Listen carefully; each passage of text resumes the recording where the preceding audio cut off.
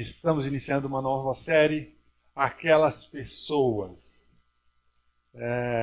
Você deve estar se perguntando aí, quem são aquelas pessoas?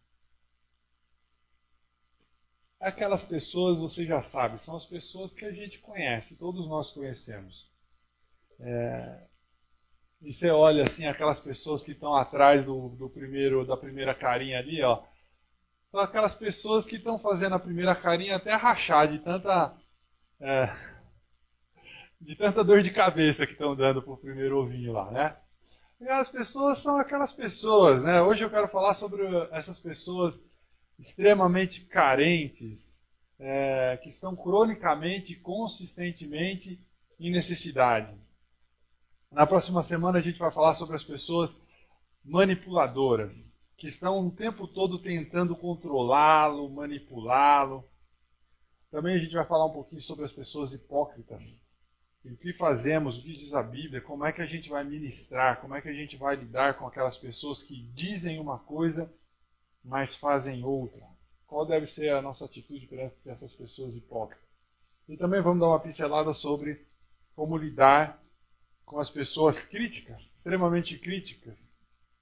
Alguns de vocês estão ao redor de pessoas críticas, elas falam de tudo, falam da maneira como você fala, da maneira como você anda, do seu cabelo. Alguns de vocês são dessas pessoas extremamente críticas. Por exemplo, você veio aqui hoje e já achou 15 defeitos diferentes na nossa igreja. E se você é assim, saiba que a gente vai falar sobre você lá no final da série, tá bom? A boa notícia é essa. Como nós lidamos com essas pessoas críticas. Mas à medida que a gente vai avançando nessa série, o que a gente precisa reconhecer é que uma vez ou outra todos nós somos aquelas pessoas. Né? Somos todos nós. Mas a boa notícia é que Deus ama aquelas pessoas. Todas elas. Em sua palavra, Deus nos mostra como nós devemos amar, como nós devemos cuidar, como nós devemos ministrar essas pessoas, lidar com essas pessoas. E hoje a gente vai começar falando sobre essas pessoas carentes. Né? Agora, muitas vezes, quando você ouve falar de pessoa carente, a sua mente vai diretamente sobre aquelas pessoas que estão em necessidade financeira. Especialmente num contexto de crise em que a gente está vivendo. Crise global, crise dentro do nosso país. Enfim, nós temos um monte de pessoas que estão de fato sem trabalho, perderam o seu seguro-saúde, o seu plano de saúde, estão com dificuldades financeiras. Uma grande parte das pessoas passa por necessidade financeira. Mas hoje eu quero expandir a nossa ideia e ir além disso. Nós vamos falar também sobre aqueles que são emocionalmente carentes. Emocionalmente carentes. Provavelmente você pode ter alguém na sua vida onde tudo é um drama. Conhece alguém assim? Onde tudo é um drama? Eles são sempre vítimas de tudo, o mundo é contra elas. Você vai falar com o telefone, você fala no telefone com ela e está tudo bem. Aí dá alguns minutinhos, segundinhos, ela liga de novo e fala assim, você não ficou chateado não, né? É porque você falou aquilo lá, eu fiquei pensando se você ficou chateado comigo. Eu falei, não, tá tudo de boa. Ah, não, continua me amando? Não, eu te amo, fica tranquilo, tá tudo certo. Ou aquela pessoa que você vai pegar o WhatsApp assim e olhar, tem uma mensagem dela, é um áudio de 10 minutos.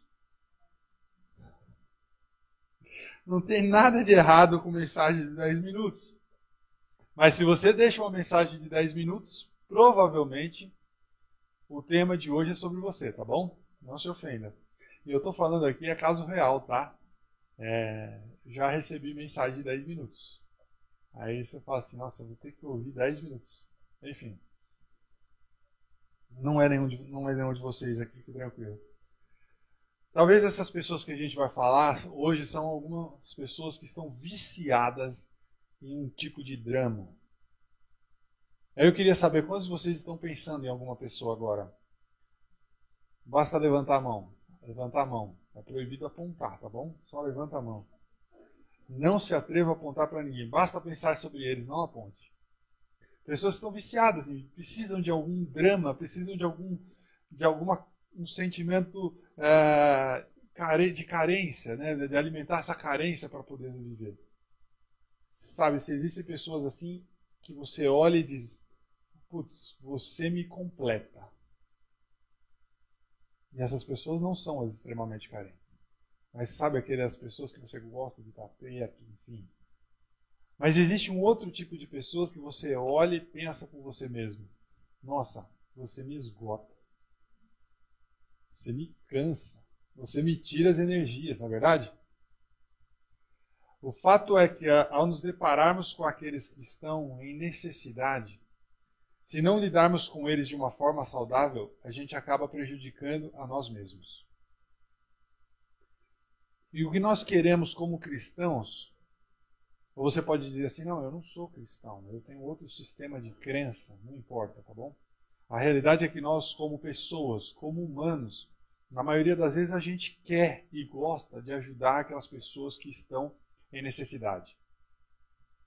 O problema é que se a gente não ajuda as pessoas no caminho certo, podemos realmente acabar ferindo mais essas pessoas e, ao mesmo tempo, se não tomarmos cuidado, acabamos prejudicando a nós mesmos.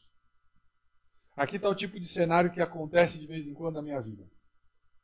Eu quero ajudar, eu vou lá e faço algo. Mas o que eu estou fazendo ou não é suficiente ou não é certo. Então eu vou e faço mais. E a coisa parece que não resolve, não é suficiente. E aí, eventualmente, eu chego e falo, não, acabou. Puxo de volta, não ajudo mais. Já fiz, já fui no meu limite, já foi. E aí o que acontece? A pessoa objeto da ajuda se ressente. Eu acabo me sentindo culpado. E por mais que eu tivesse as melhores intenções de agir, de ajudar, eu não fiz da maneira correta. E eu não resolvi o problema da pessoa. E eu ainda acabei saindo machucado. E hoje eu quero falar com vocês, para a gente pensar junto, como nós podemos ajudar as pessoas de uma forma que seja verdadeiramente útil, tanto para ela quanto para nós. Por isso eu quero construir com vocês um par de definições aí, que irão ajudar no nosso estudo dessa tarde. Nós vamos falar sobre a diferença entre alívio e restauração.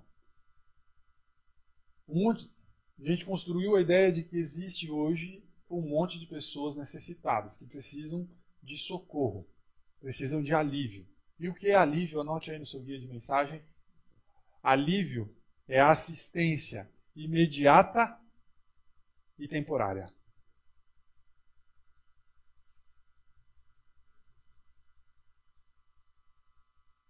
Quando alguém enfrenta algum tipo de tragédia, uma perda inesperada, elas precisam de alívio. Honestamente, na maioria das vezes, nós como sociedade, nós somos muito bons em fornecer alívio, em oferecer alívio. Isso é, existe uma inundação num bairro, numa cidade próxima, em algum lugar, e se faz uma campanha de donativos de alimentos e a gente se engaja, participa para oferecer algum tipo de alívio a alguém. Recentemente um prédio pegou fogo aqui no centro de São Paulo, desabou, e as autoridades tiveram que pedir, falaram, olha, não mandem mais doações para cá, porque está cheio, já não comportamos mais doações. As pessoas, elas se mobilizam para ajudar. Se alguém perde um emprego que faz parte do nosso ciclo de amizade, a gente vai lá para apoiar. Alguém tem alguma doença na família, um câncer, quem sabe, sei lá, a gente está lá para ajudar. Quando a gente vê alguém nesse tipo de tragédia, a gente precisa e deve emboscar essa pessoa com o amor de Deus. É isso que a gente tem que fazer. A gente vai lá na casa deles e fala, não se preocupe com a limpeza da sua casa essa semana. Aqui o pessoal do meu grupo pequeno, a gente vai fazer um rodízio aqui, todo dia vai alguém aqui vai te ajudar a lavar a louça, a fazer a comida, enfim. Olha, eu posso cuidar dos seus filhos por 3 dias até vocês tomarem um rumo aí certo do que vocês precisam fazer, porque vocês estão numa tragédia. Deixe os seus filhos lá em casa que a gente toma conta deles enquanto vocês decidem o que vocês têm que fazer. Ou a gente faz uma vaquinha para pagar o aluguel dessa pessoa, enfim, a gente, de alguma forma, a gente está sempre envolvido em circunstâncias onde a gente necessita e precisa dar socorro, alívio para as pessoas. Seja qual for a situação, em algum momento você já agiu diretamente para dar alívio a alguém, ou seja, uma assistência temporária em uma tragédia. Mas há um segundo tipo de ajuda, e por natureza a gente não é muito bom nisso. Se você quiser anotar no seu guia de mensagem aí, na verdade eu já trouxe de brinde, anotado para vocês, tá? Isso não se trata de ajuda temporária imediata. Estou falando de restauração. E aí no seu guia de mensagem tá. O que é restauração? Restauração é trabalhar com pessoas para reparar o seu potencial dado por Deus. Já está preenchido aí, né? Reparar o seu potencial dado por Deus. Ou seja, você não está trabalhando para alguém. Você está trabalhando com alguém. Você não está trabalhando para aquelas pessoas, ou seja, você está trabalhando com aquelas pessoas para reparar o potencial dado por Deus. E a razão por que nós não somos muito bons nisso é porque, honestamente, isso dá trabalho. Leva muito tempo e é muito esforço. Isso não é sobre tirar uma semana de férias para ajudar alguém a reconstruir o que se perdeu. Isso talvez leva meses, talvez anos de trabalho com alguém. Como é que se lida com aquelas pessoas que precisam de restauração? Pode ser alguém que está envolvido aí e viciado em alguma substância da sua família, você o acompanha de perto, leva em clínica de reabilitação, você o ajuda a encontrar responsabilidade, e eles ficam 3 meses fora, 3 meses limpos, no caminho certo, e de repente dá uma pisada fora da estrada. E aí o que você faz? Você vai lá, ajuda ele a juntar os cacos, dá um pouco de amor, um pouco de briga também, e aí você trabalha com eles novamente. E depois de um longo período de tempo, de muitos altos e baixos, celebrações, lágrimas, finalmente pelo poder de Deus e através de toda a igreja, a ajuda do povo de Deus, tornam-se completamente limpos e você ajudou a restaurar alguém pelo potencial que foi dado por Deus. Ou pode ser que você vai ter que trabalhar com uma pessoa extremamente insegura, cronicamente insegura. E está o tempo todo falando com você, olha, eu preciso muito de você, você não pode sair de perto de mim, você não pode me abandonar, eu preciso da sua ajuda, eu preciso da sua atenção, eu preciso me sentir valorizado, eu preciso que você me faça sentir especial. Poxa, você não me ligou hoje. Né? Aquela pessoa extremamente, cronicamente insegura. Então você abre a palavra de Deus e fala, olha, você tem um vazio aí que você precisa de Cristo. É Ele que vai preencher. Você apresenta a palavra de Deus, você envolve essa pessoa na comunidade e com o tempo você percebe, você ministra ela, você lida ela, você discipula ela para que ela perceba que a segurança não vem das outras pessoas, não vem do que as outras pessoas dizem sobre ela, mas sobre o que Deus fala que ela é. É ali que ela vai se sentir segura e em paz. E você, com o tempo, ajuda a recuperar, a restaurar, a recompor o potencial dado por Deus àquela pessoa. Talvez aquela pessoa na sua vida seja uma pessoa que esteja sempre sem dinheiro. Nunca tem dinheiro para nada. Está sempre quebrado. Sempre quebrado. Não jogue R$1.000 na mesa para ela e fale assim, está aqui para resolver o seu problema. Isso aí é alívio. E essa pessoa não está precisando de alívio. Estou falando de pessoas cronicamente em necessidade. Elas estão precisando de restauração. Dê os R$1.000 e dentro de poucos dias eles estão em apuro novamente. Porque isso não ajuda a resolver o problema. Eles precisam de um orçamento. Nesse orçamento vai indicar se ele está precisando de mais receita, se está precisando diminuir as despesas, ou ambos, enfim. Eles passaram anos e anos entrando em um buraco financeiro e vai levar, quem sabe, o mesmo tempo para tirá-los de lá. E você trabalha com eles, você ensina uma nova linguagem, uma nova maneira de pensar a dívida. A dívida é estúpida, a dívida é ruim. Olha, agora a partir de hoje você não paga mais nada no cartão de crédito, quebra seus cartões, agora você vai pagar tudo em dinheiro, chega de crediário, chega de prestação. E aí, com o tempo, você vai ajudando a pessoa a sair daquele problema. Um dia eles vão estar livres da dívida, vão ser generosos, vão ajudar outras pessoas. E Deus usou você não para o alívio, mas para a restauração. E isso leva tempo. O problema é que quando a gente quer ajudar, e nós queremos ajudar, normalmente a gente quer ajudar porque a gente tem empatia com as outras pessoas. O desafio é que a maior parte das vezes, a maioria de nós quer oferecer alívio. Quando muitas das vezes, ou na maioria delas, a coisa certa a ofertar para a pessoa é restauração. Hoje eu quero contar para vocês uma história, uma grande história na Bíblia. E depois dessa história eu quero fazer com você, ou ensinar 3 orações para ajudar a trazer pessoas de volta ao potencial dado por Deus. A história está lá em Atos, no capítulo 3. Está aí no seu guia de mensagem, está na tela também. Eu vou começar a contar a história para você. Certo dia, Pedro e João, Jesus já tinha voltado para o céu e a igreja cristã estava começando, e Pedro e João eram os líderes da igreja cristã. Certo dia, Pedro e João estavam subindo ao templo na hora da oração, às 3 horas da tarde.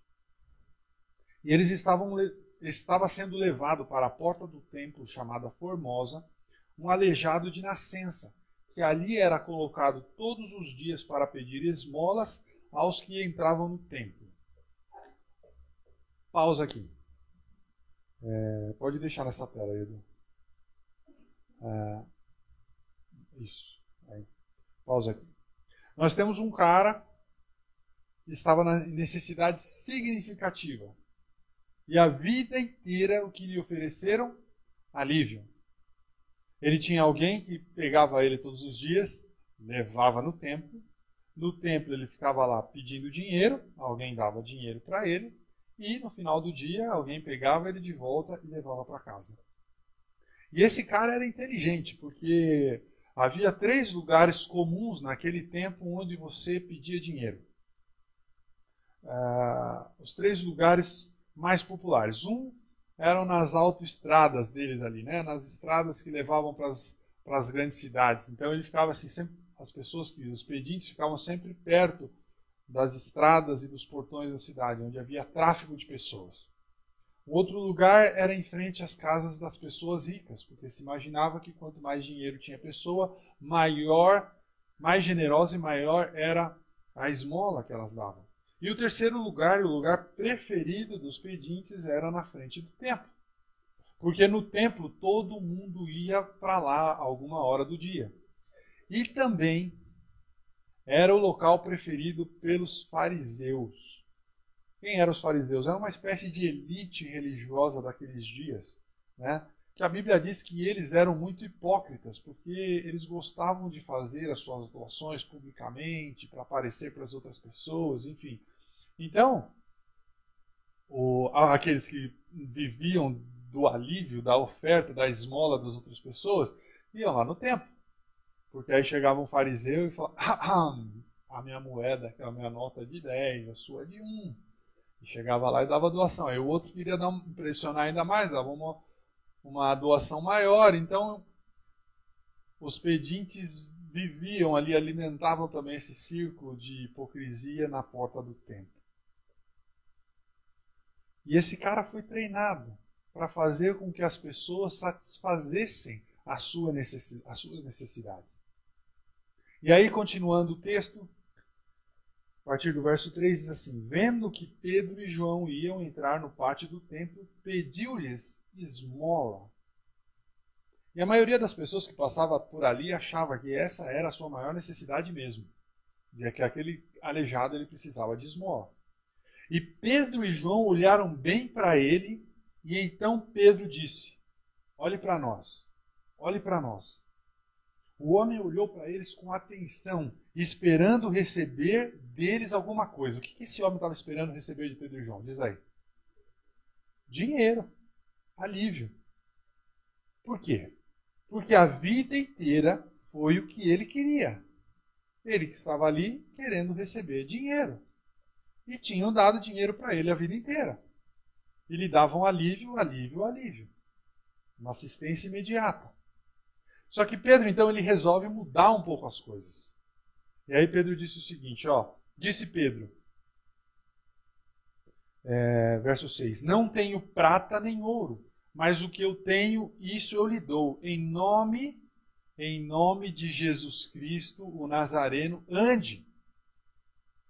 Segurando-o pela mão direita, ajudou a levantar-se, e imediatamente os pés e os tornozelos do homem ficaram firmes. E de um salto pôs-se em pé e começou a andar. Depois entrou com eles no pátio do templo, andando, saltando e louvando a Deus. O que é que aconteceu aqui? Restauração. Eles trabalharam com ele. Nós não estamos aqui distribuindo dinheiro. Você acredita que Deus pode te curar? Você levanta. E a Bíblia traz um relato curto, assim, mas provavelmente o cara falou, como que eu vou levantar? Olha a minha perna e tal, foi uma discussão.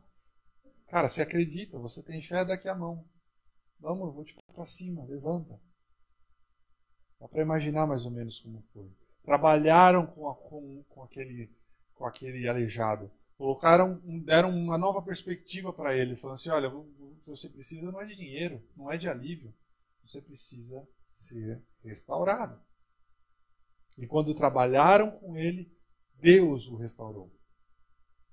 O problema é que quando geralmente a gente trabalha com as pessoas, nós trabalhamos para as pessoas porque a gente acredita erroneamente que somos o ingrediente necessário para que comecem melhor, para que a vida delas melhore. A gente acha que a gente se faz necessário. Olha, se não for por mim, aquela pessoa está perdida. Se não fosse eu na vida daquela pessoa, não seria o que seria. E a gente começa a se colocar num patamar que eu chamo de salvador funcional. Você precisa de mim para te salvar. Eu tenho as respostas para você, eu sou a solução. Porque, olha, se não for eu para atender as suas necessidades, ninguém vai. O que seria da sua vida sem eu, hein? E às vezes a gente gosta dessa posição. De que o outro dependa do alívio que você está lhe dando para ela todo mês. Ou quando, em sentido contrário, você não está confortável nessa situação, quando isso te esgota, você então retira a ajuda. Você então acaba se sentindo culpado, não melhorou a vida daquelas pessoas e você sai pior do que quando entrou. Qualquer uma das situações não é a melhor. Não é a correta. Não promove restauração. E é por isso que eu quero hoje com vocês falar sobre 3 orações de um restaurador. Porque quando a gente ora, a gente se coloca no lugar correto, no lugar de direito. Quando a gente ora, a gente percebe que não somos os únicos que restauramos. É Deus quem promove restauração. Ele é a fonte de energia. O que nós somos então? Nós então só somos o conector. Só o conector. Nós precisamos da sua sabedoria, precisamos da sua ajuda e vamos acabar tentando ajudar as pessoas de uma forma que vai promover a restauração. Não uma forma que não ajuda ninguém e acaba nos ferindo. Nós vamos fazer, quando a gente ora, nós vamos fazer do modo que Deus quer que façamos.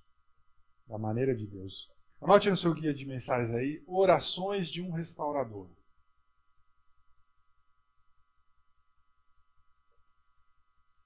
Deus, me ajude a dar às pessoas o que elas realmente precisam e não apenas o que elas querem.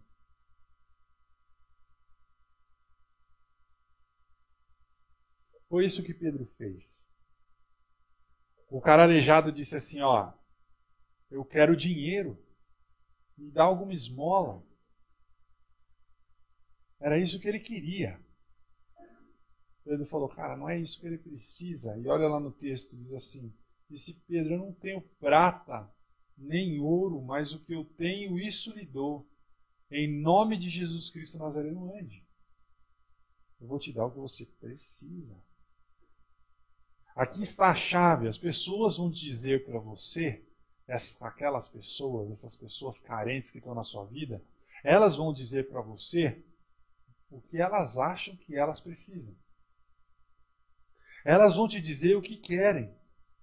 E você vai ter que orar para Deus para pedir sabedoria, para ir além do que eles dizem, e ir além do que você sente, e discernir qual é a real e específica necessidade. Por exemplo, vocês podem dizer, olha, eu preciso de dinheiro, preciso de dinheiro.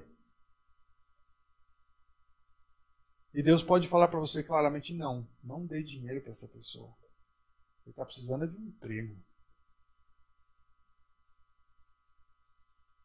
Ele está precisando de orçamento.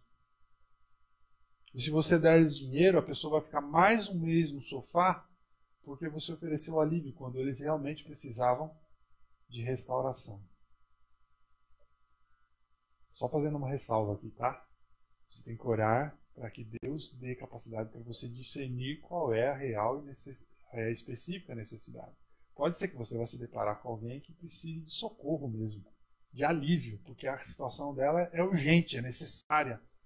É uma necessidade específica para aquele momento. Mas preste muita atenção se não é o caso de restauração e não só de alívio. Talvez alguém chegue e fale assim, eu preciso desesperadamente de R$1.000 para pagar a parcela do carro, e está com busca e apreensão, o oficial de justiça vai pegar e pá. Aí você vai falar, não. Cara, vamos fazer esse negócio direito aí. Você não precisa ter um carro de R$50.000. Você não está num momento de vida para ter um patrimônio desse. Você precisa de um carro de 15 mil. Você está num cativeiro e por uma coisa que você não pode pagar. Eu não vou contribuir para que isso aumente na sua vida. Vamos discutir isso aí direito. Você vai acabar se machucando pior do que você está. Talvez a pessoa chegue para você, eu preciso que você me faça sentir especial. Eu preciso que você me compre aquele presente. Eu preciso que você me dê mais atenção. Você viaje comigo. Tem 2 meses que você não viaja comigo. Você não me ligou nos últimos 30 minutos. O que está acontecendo? Você não se importa comigo? Eu preciso de você. Aquela pessoa extremamente carente que fica no seu pé o tempo todo. E aí você fala, não posso ficar dando vazão a essa carência, senão só vai piorar. Olha, meu amigo, você tem um vazio, e esse vazio não é eu que vou preencher, não sou eu quem vou preencher. É Deus, esse vazio tem forma de Deus no seu coração. Eu quero amar você, eu amo você, mas eu vou fazer algo mais por você, eu vou ajudar, eu vou restaurar. Deus, me ajude a dar às pessoas o que elas realmente necessitam e não aquilo que elas querem. Eu vou dar um exemplo que aconteceu comigo, de uma pessoa amiga minha, que eu conheço há muitos anos. Não vou nem falar se é homem ou mulher, não é do nosso convívio, mas mesmo assim prefiro não dar pistas. Mas algum tempo atrás a gente estava conversando e essa pessoa veio me dizer que a vida dela estava virada do avesso. Que ela não via mais sentido em nada, especialmente no casamento.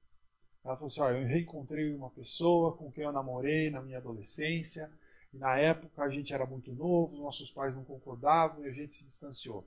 Mas agora com esse negócio de rede social, a gente acabou se encontrando, a gente está se falando, e eu estou considerando seriamente a possibilidade de abandonar meu casamento e tentar uma coisa aí com essa pessoa.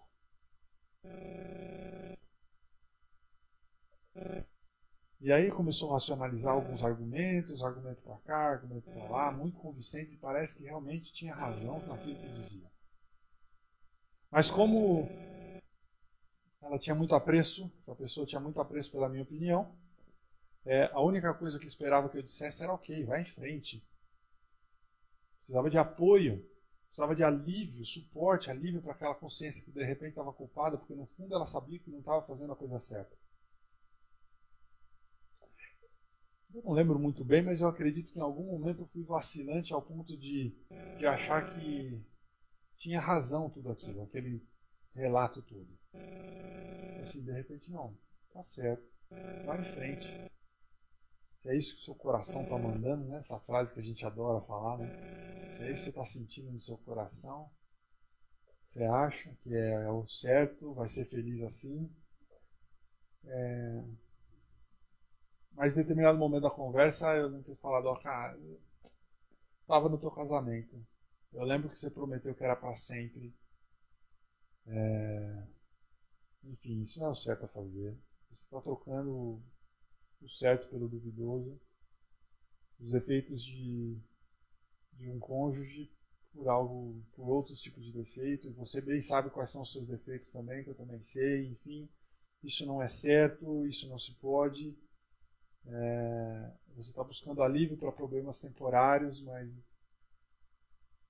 isso é uma fuga, enfim, você precisa resolver exatamente onde está o problema, e a gente começou a conversar e tal. E os anos se passaram e é engraçado olhar hoje, eu nem acredito que eu tive essa conversa há alguns anos atrás com a pessoa. Ficou de bem com o cônjuge, teve filhos, bem na igreja, você olha e você fala assim, olha, quem diria? Precisava de restauração, não precisava de alívio. E às vezes a gente é muito rápido para oferecer o alívio, a assistência imediata, porque ela vai ser feliz. Vai lá atrás da sua felicidade. E a pessoa está indo cada vez mais para o buraco com a tua ajuda. Há momentos em que você vai ser tentado a oferecer exatamente o que elas querem, o que aquelas pessoas querem. Oh, sim, sim, sim, sim. Mas não esqueça da oração. Deus, me ajude a olhar além do que eles dizem. Me ajude a ver exatamente o que eles precisam, não aquilo que eles querem. Segundo a oração, isso é muito importante. Eu acredito que para muitos de nós isso vai falar profundo. Isso pode ser transformador. Talvez você ache um pouco duro, mas enfim. Segunda oração de um restaurador. Deus, me ajude a ficar de fora do seu caminho para não resgatar continuamente as pessoas das suas consequências.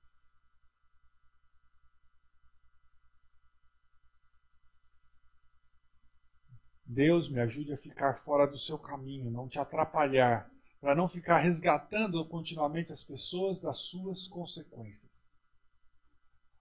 Provavelmente você sabe que Deus criou um sistema de que nós colhemos aquilo que plantamos. Isso foi Deus quem criou. É um sistema de que você colhe aquilo que você planta. Há consequências diretas para as nossas ações equivocadas, pecaminosas, más decisões.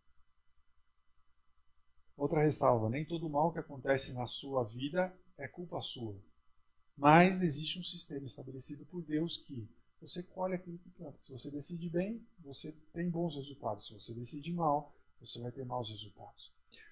No livro de Gálatas, no capítulo 6, verso 7, disse assim: não se deixem enganar.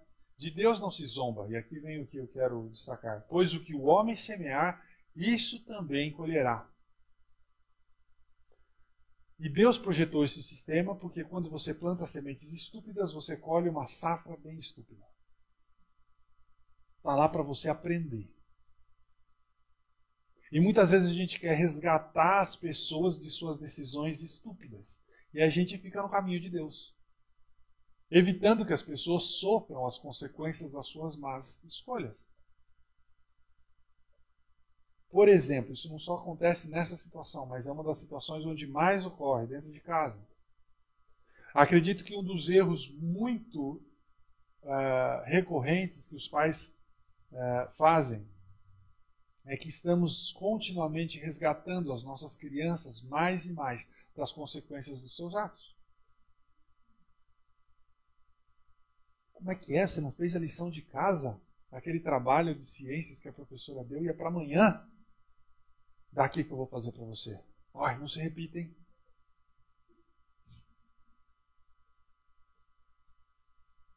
Como é que é? Você está com um problema lá na escola?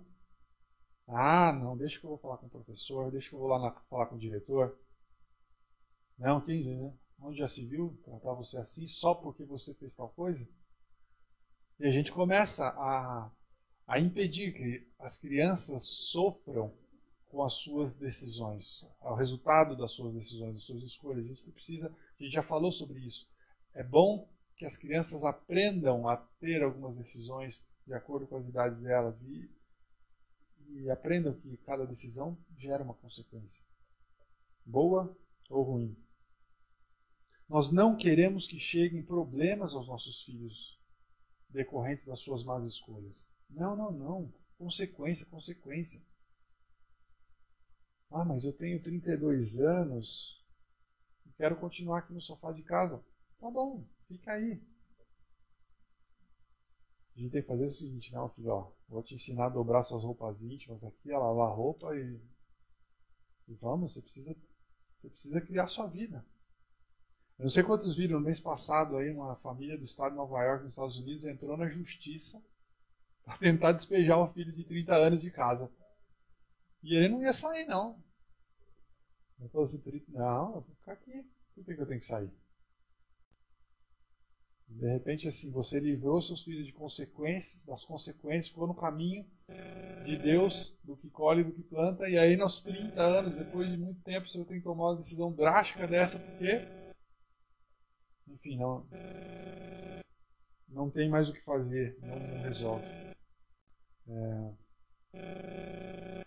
E ainda não tinha saído a decisão judicial, até procurei aí para ver o que tinha acontecido, não sei se o juiz determinou ou não que ele saísse de casa, mas, enfim. Mas a história do filho pródigo na Bíblia, no Evangelho de Lucas, é mais ou menos isso. E analisando detidamente a história do filho pródigo, eu amo o que o pai não fez pelo filho que amava. O filho disse assim, olha, eu quero aproveitar minha juventude, eu quero festa, eu quero curtir. Dá aqui metade da herança, da metade daquilo que eu vou ter direito. Antecipa aí a herança, porque a herança é quando morre, né? Chegou o pai dele e falou, você é um cara muito rico, me dá metade. Me dá metade. E o pai deu. O pai sabia que o filho não tinha maturidade para lidar com aquilo?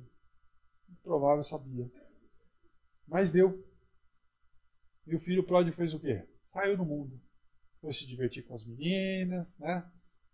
Caiu na bebida, em tudo que ele queria e foi gastando toda a fortuna dele. Até que um dia ele acordou, estava num chiqueiro, a sua vida fedia. Perdeu todo o dinheiro, começou a alimentar porcos e comer da comida dos porcos. E adivinham o que o pai do filho pródigo não fez? O pai não foi até o encontro do filho e falou assim, filho, vem aqui, volta para casa. Não fez. O pai amava o filho suficientemente para deixar viver no chiqueiro. Por quê? Porque só então o filho ia vir a cair a ficha, vamos dizer hoje, né? A voltar ao juízo próprio. Assim que a Bíblia diz, olha, no livro de Lucas, capítulo 15, diz assim, quando ele finalmente voltou ao seu juízo, está no seu guia de mensagem aí também, disse consigo mesmo, lá em casa, até os empregados têm comida de sobra.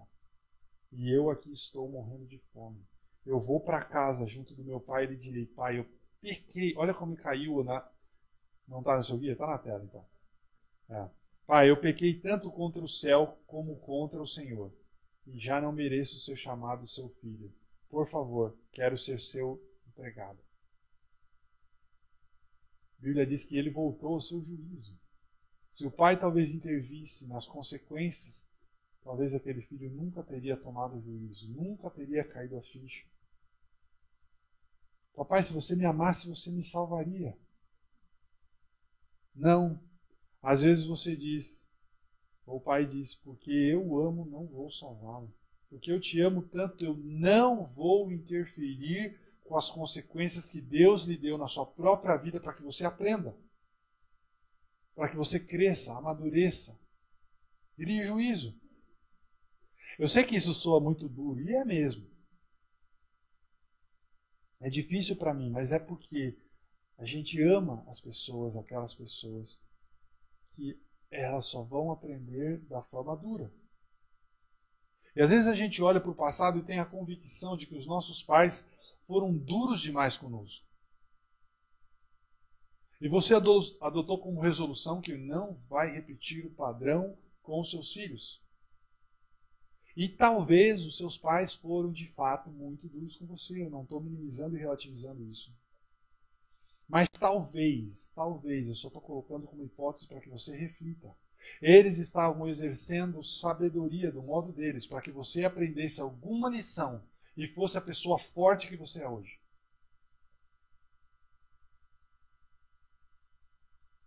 Deus, me ajude a não entrar no caminho das consequências que você coloca em prática para ajudar as pessoas. Deus, me ajude a não te atrapalhar no sistema. A gente colhe aquilo que planta.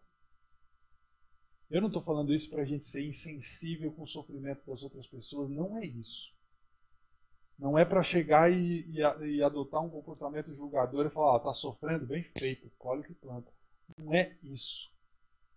Mas é saber discernir entre, mais uma vez, dar alívio e trabalhar pela restauração.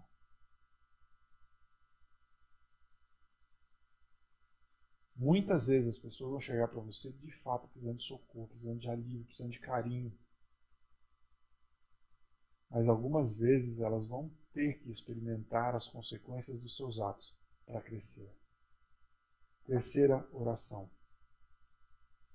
Deus, me ajude a lembrar que eu também sou carente e que você é sempre a resposta. Anote aí no seu guia de mensagem, carente e resposta.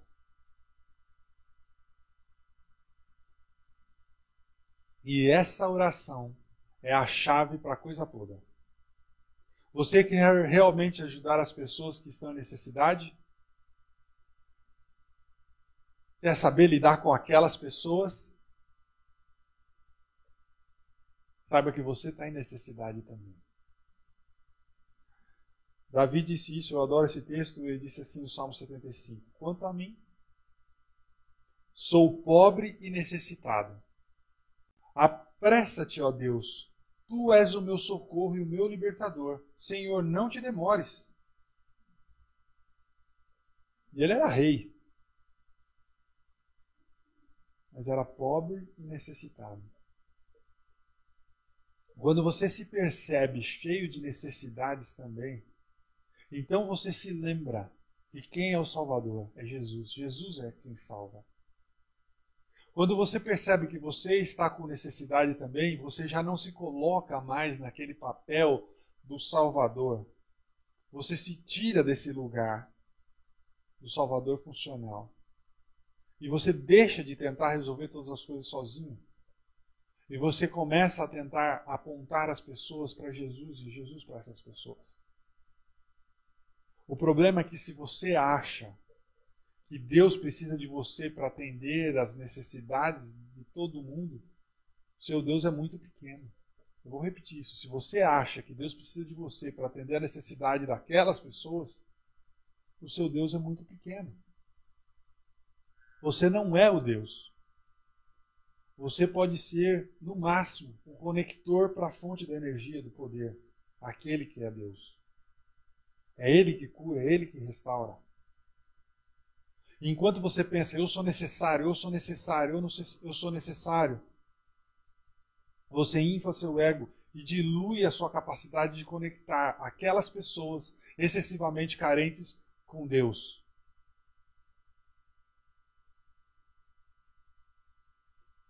Uma coisa que eu acho interessante, e eu acompanhei muito isso na vida, muitos de vocês sabem que meu pai é pastor. Toda vez que a gente estava numa situação de várias pessoas juntas e chegava o momento de orar, podia ser numa reunião da igreja, podia ser em casa antes de comer o alimento, numa festa de aniversário, enfim, quando ia fazer uma oração de gratidão. Pelo fato de meu pai estar lá, eles sempre pediam para meu pai fazer oração, como se o fato da posição dele a oração dele tivesse algo mais. E é engraçado que eu vejo algumas coisas repetindo comigo.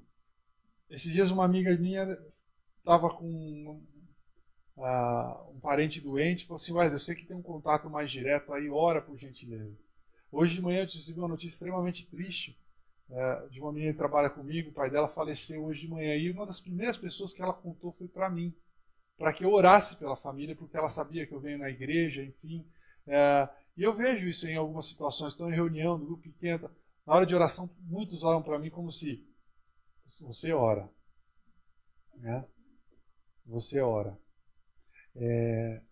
Mas eu queria dizer que algumas pessoas que têm convívio, acham que de repente eu tenha, pela posição aqui na igreja, por eu falar aqui, então eu tenha algo especial que você talvez não tenha. Mas eu quero dizer para você, do fundo do meu coração, o seguinte: eu também sou um pecador salvo pela graça de Deus. Eu também estou, assim como você, mutuamente em necessidade. Eu estou precisando. Eu preciso de oração, eu preciso de encorajamento, eu preciso de perdão, eu preciso de apoio, eu preciso de amizade. Não tenho todas as respostas. Assim como você, eu também sou carente. Também estou mutuamente em necessidade. E quando a gente se ajuda, e quando a gente está lá, você ajudando a pessoa extremamente em necessidade, de repente a gente se dá conta que a gente pode se conectar essa pessoa a Deus. E aí você está lá trabalhando com pessoas extremamente carentes, lidando com elas, querendo apontar Deus para elas, e aí você percebe que o maior beneficiado é você. Que Deus está usando aquelas pessoas que você achava que te esgotavam para também ter uma conexão mais íntima com Deus através daquelas pessoas. É como se dois começassem a se ajudar e apontar para cima, apontar para Deus. E você ajuda aquelas pessoas a se conectarem com Deus da maneira que elas precisam. E de repente, você não está mais oferecendo dinheiro, ou alívio, ou ajuda a curto prazo. Mas às vezes a gente está numa comunidade como essa aqui, trabalhando em conjunto, fazendo a vida juntos. E um ajudando o outro, e um conectando-se com o outro, e todos se conectando com Deus. Essa é a proposta, inclusive, dessa comunidade aqui. Encontro com pessoas, encontro com Deus. Eu vou ousar dizer uma coisa ainda maior. Quase todas, ou praticamente todas as suas necessidades podem ser satisfeitas por Deus através da sua comunidade, do seu povo na igreja. Quer seja aqui, essa comunidade grande, quer seja no grupo pequeno, as suas necessidades emocionais, de carência, de restauração, inclusive as de alívio também, podem ser satisfeitas numa comunidade como essa, ou na sua fração menor, num grupo pequeno.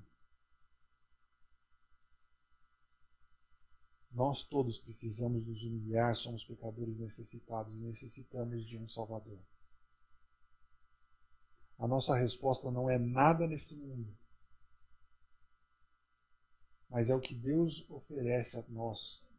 E Ele oferece isso através da sua comunidade, do seu povo. E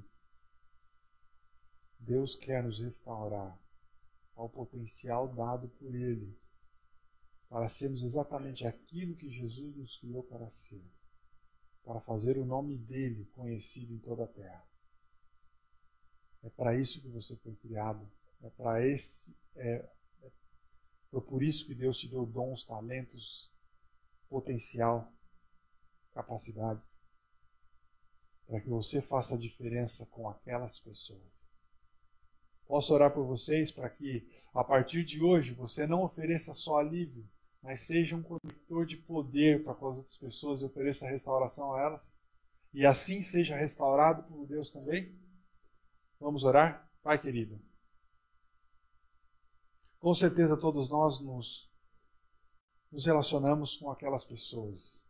Pessoas que nos esgotam emocionalmente, que muitas vezes tiram a nossa paz e nós não sabemos como agir. Mas a partir de hoje nós queremos ser restauradores. Queremos conectar essas pessoas a Ti.